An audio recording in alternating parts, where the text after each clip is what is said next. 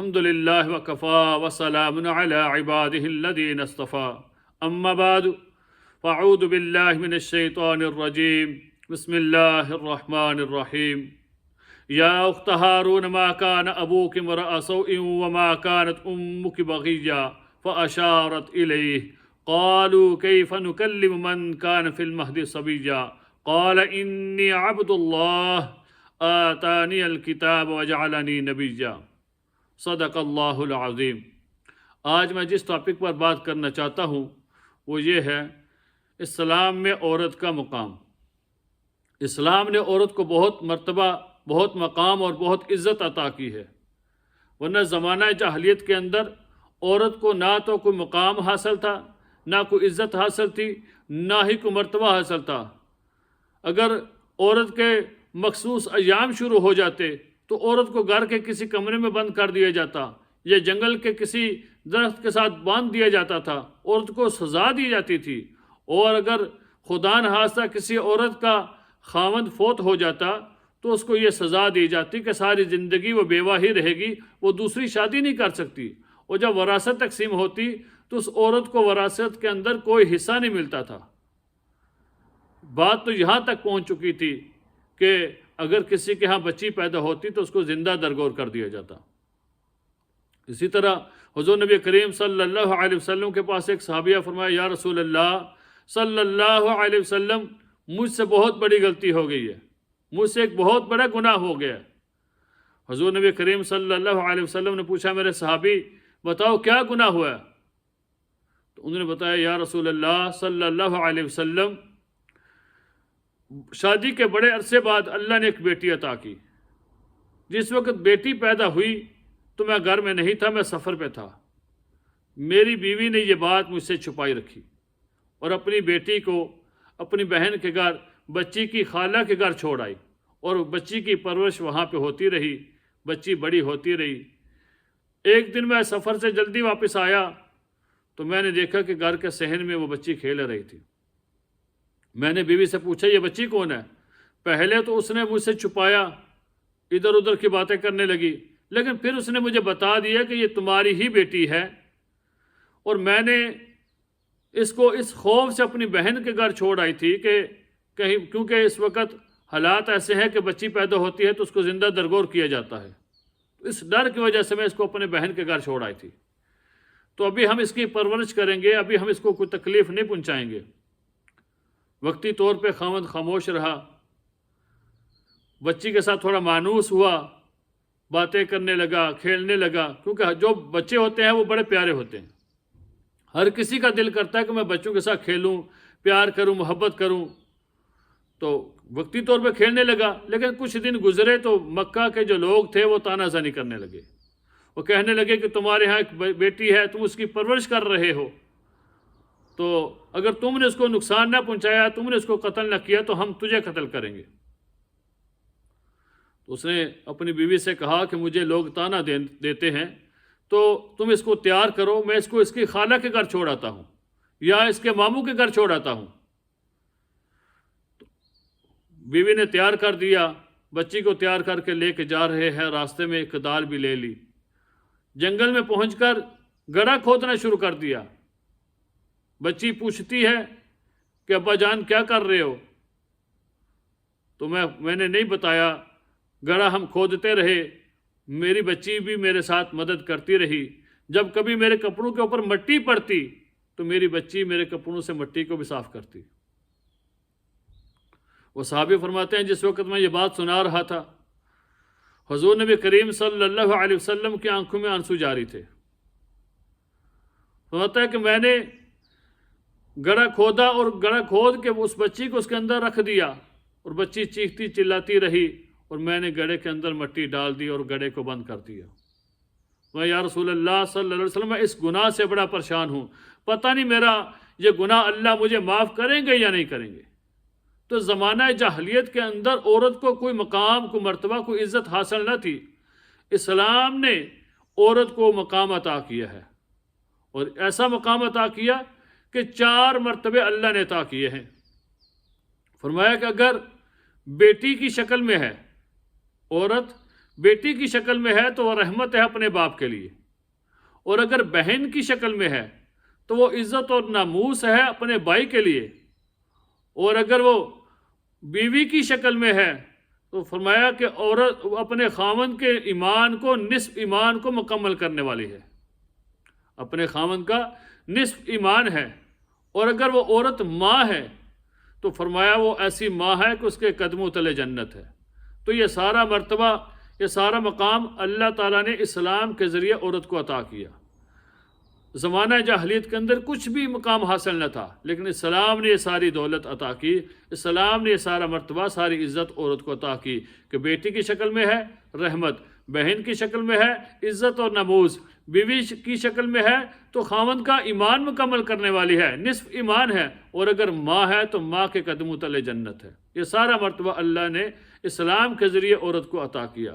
اس لیے ہمیں حضور نبی کریم صلی اللہ علیہ وسلم نے فرمایا کہ جس بندے نے اپنی 2 بیٹیوں کی پرورش کی، ان کو اچھی تعلیم دی اور پھر ان کی شادی کر دی، فرمایا کل قیامت کے دن میں اور وہ بندہ، ہم دونوں 2 انگلیوں کی طرف اشارہ فرمایا کہ اس طرح ہم دونوں کل جنت کے اندر اکٹھے ہوں گے۔ فرمایا کہ جس طرح یہ 2 انگلیاں اکٹھی ہیں، ہم کل جنت میں دونوں اکٹھے ہوں گے۔ تو ہمیں چاہیے کہ اپنی بچیوں کو اچھی تعلیم دیں، کیونکہ یہ جو بچی ہے اس نے کل کو ایک ماں بننا ہے، اور اگر ماں کے پاس اچھی تعلیم ہوگی، اچھی پرورش ہوگی، اچھی تعلیم ہوگی، اس کے تعلیم یافتہ ہے، اور اگر اس نے اچھے گھرانے کے اندر تعلیم حاصل کی ہے تو پھر وہ کل اپنے بچوں کو بھی اچھی تعلیم دے گی، ان کی بھی اچھی پرورش کرے گی۔ اور اگر عورت کے پاس تعلیم نہیں ہے، اچھی پرورش نہیں ہوئی، تو وہ اپنے بچوں کی پرورش کیسے کرے گی؟ کیوں کہ جب بچہ پیدا ہوتا ہے تو اس بچے کی جو سب سے پہلی درسگاہ ہوتی ہے وہ ماں کی گود ہوتی ہے۔ ماں کی گود سے بچہ سیکھنا شروع کرتا ہے۔ اس لیے کہا جاتا ہے کہ علم حاصل کرو گود سے لے کر گور تک، علم حاصل کرو گود سے لے کر گور تک، یعنی کہ ماں کی گود سے لے کر قبر تک علم حاصل کرو۔ تو بچے کی جو پہلی درسگاہ ہوتی ہے وہ ماں کی گود ہوتی ہے، اور اگر ماں کے پاس تعلیم ہے، صلاحیت ہے، تربیت ہے، تو وہ اپنے بچوں کی، اپنی اولاد کی اچھی تربیت کرے گی، اچھی پرورش کرے گی۔ اور اگر ماں کے پاس تعلیم نہیں ہے، پرورش نہیں ہے، اچھی تربیت نہیں ہے، تو پھر اپنے بچوں کی وہ تربیت کیسے کرے گی؟ اس لیے کیونکہ ہمارے اکابر فرماتے ہیں کہ اگر تم نے بچوں کو تعلیم دینی ہے، اگر آپ کا ایک بچہ ہے اور ایک بیٹی ہے، ایک بیٹا ہے، اور آپ دونوں کو تعلیم دینا چاہتے ہیں، لیکن آپ کے پاس اتنے وسائل نہیں ہیں کہ آپ دونوں کو تعلیم دے سکیں، تو فرمایا کہ پھر بیٹی کو تعلیم دو، بیٹی کو تعلیم دو، بچی کو تعلیم دینا ضروری ہے۔ کیوں؟ فرمایا کہ کل کو وہ ماں بنے گی، اور وہ کہتے ہیں نا کہ مرد پڑھا تو فرد پڑھا۔ اگر ایک مرد پڑھتا ہے تو وہ سمجھو کہ اسے ایک آدمی نے پڑھا ہے، اور اگر مرد پڑھتا ہے تو اس کا علم گھر کے دروازے تک پہنچتا ہے، لیکن اگر عورت پڑھتی ہے تو پورا خاندان پڑھتا ہے۔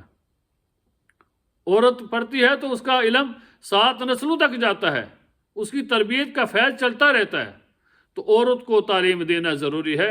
ہمارے اکابر فرمایا کرتے تھے کہ بچی کو تعلیم ضرور دو، اگر نئے وسائل، اتنے پیسے نہیں ہیں، اتنی فیس ادا نہیں کر سکتے، تو کم از کم اپنی بیٹی کو تعلیم اچھی دو، کیونکہ بیٹی نے ماں بننا ہے اور اس نے اپنے بچوں کی پرورش کرنی ہے۔ خاوند تو دن بھر کام کرے گا، کام سے آئے گا، کھانا کھائے گا، سو جائے گا، لیکن عورت نے کیا کرنا ہے کہ اس نے سارا دن بچوں کے ساتھ رہنا ہوتا ہے، بچوں کو اس نے سمجھانا ہوتا ہے کہ کیا کام کرنا ہے، کیا نہیں کرنا، اچھا نفع والی بات بھی بتانی ہے، نقصان والی بات بھی بتانی ہے۔ تو یہ سارا کام کس کا ہے؟ عورت کا۔ تو فرمایا کہ اس لیے عورت کو تم کیا کرو؟ اچھی تعلیم دو۔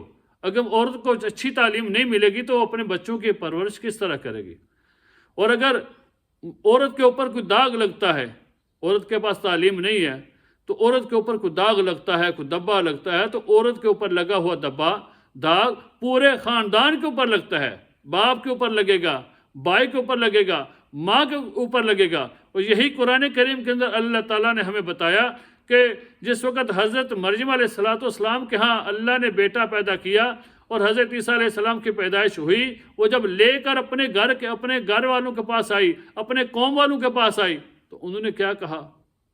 انہوں نے سب سے پہلے کہا یا اخت ہارون ما کان ابوک امرأ، اے ہارون کی بہن، پہلے بھائی کا ذکر کیا، اے ہارون کی بہن، پھر ما کان ابوک امرأ، فرمایا تیرا باپ تو ایسا نہیں تھا، وما کانت امک بغیہ، اور نہ ہی تیری ماں سرکش تھی۔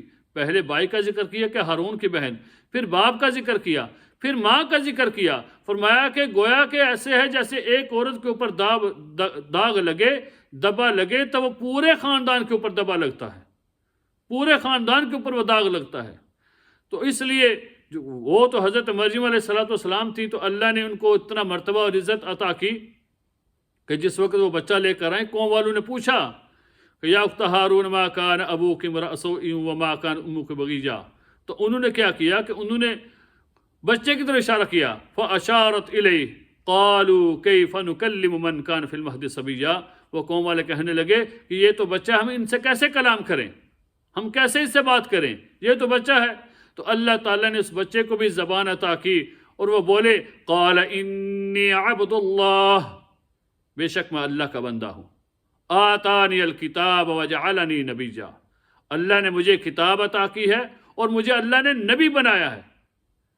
کیونکہ جو دیکھیں ان کی گواہی تو اللہ تعالیٰ نے قرآن کریم کے اندر بھی دی، اور اپنی قوم کے سامنے بچہ بھی بول پڑا، تو ان کی گواہی تو آ گئی۔ لیکن ہماری آج کی عورتیں اگر ان کے پاس تعلیم نہیں ہوگی، تربیت نہیں ہوگی، تو کس طرح اپنے بچوں کی پرورش کریں گی، کس طرح اپنے بچوں کو تعلیم دے گی؟ اس لیے ہمارے اکابر فرماتے ہیں کہ بچوں کو تعلیم دو، اور بچوں میں سے بچی کو زیادہ تعلیم دو، کیونکہ بچی کو تعلیم دو گے تو اپنے خاندان کی تربیت کریں گی، اپنی اولاد کی تربیت کریں گی، اور جن کا فیض، جن کا اولاد کی تربیت کا سلسلہ چلتا رہے گا۔ اور اگر ہم نے اپنی بچوں کی تعلیم نہ دی، پرورش نہ کی، اچھی تعلیم نہ دی، تو وہ کس طرح اپنی اولاد کی تربیت کریں گے؟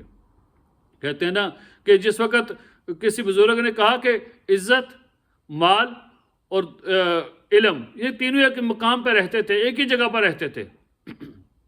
جب جدا ہونے لگے تو علم بولا کہ دیکھو ہم جدا ہونے لگے ہیں، تو اگر کہ دوبارہ ملنا ہو تو ہم کیسے مل سکتے ہیں؟